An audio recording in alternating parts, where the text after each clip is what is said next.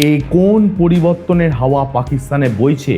৭৯ বছর ধরে যে নামগুলো মুছে ফেলে ইসলামীকরণ করেছিল পাকিস্তানে, সেই নামগুলোই আজ কেন ফিরিয়ে আনছে পাকিস্তান?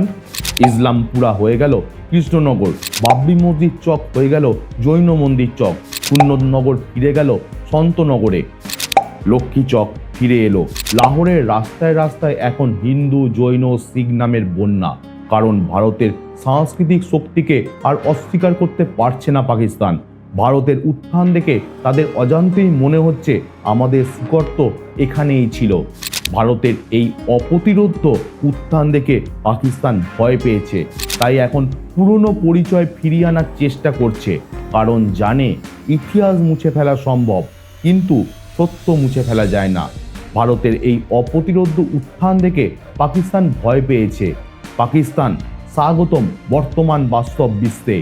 লাহোরেও কি সামনের 10 বছর পরে শোনা যাবে? मेरे भारत का बच्चा बच्चा